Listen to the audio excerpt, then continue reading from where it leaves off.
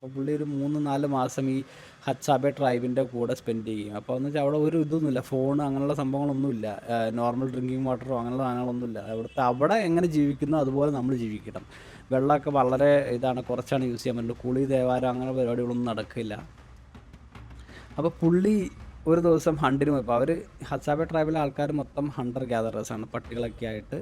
അപ്പോൾ നമ്മുടെ David show ഇവരുടെ കൂടെ പോകുമ്പോൾ ഇവരൊരു ദിവസം അമ്പ് ചെയ്തൊരു കുരങ്ങനെ പിടിക്കുകയാണ്.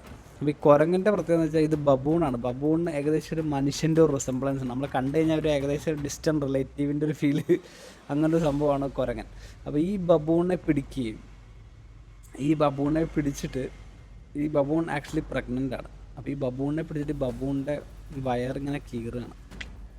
കീറി കഴിയുന്നത് നേരെ ഈ ഫീറ്റസ് ഇതിൻ്റെ ഉള്ളിൽ നിന്ന് ഇങ്ങനെ നേരെ താഴത്തേക്ക് വീണ വഴി ഒറ്റ സെക്കൻഡിൽ തന്നെ ഒരു 10-12 പട്ടി, ഇവരുടെ വേട്ടപ്പട്ടികൾ കടിച്ച് കീറി എടുത്തുകൊണ്ട് പോയി. ഒരു തുള്ളി പോലും ആക്കിയില്ല.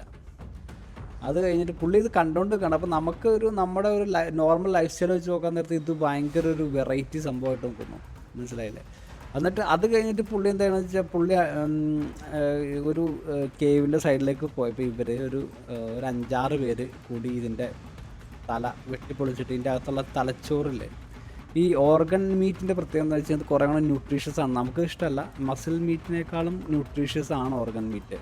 നോർമൽ പ്രോട്ടീൻ ഇല്ലാണ്ട് വേറെ പല ആവശ്യ എന്താ പറയുക സംഭവങ്ങളും അതിൻ്റെ അകത്ത് അടങ്ങിയിട്ടുള്ള കാരണം ഈ ട്രൈബൽ സ്ഥലങ്ങളിലൊക്കെ ഈ ഓർഗൻ മീറ്റിന് ഭയങ്കര ഒരു വാല്യൂ ഉണ്ട്.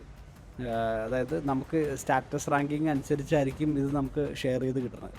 അപ്പോൾ ഇവരെല്ലാവരും കൂടി തലച്ചോറിന് വേണ്ടി അടിയാണ്.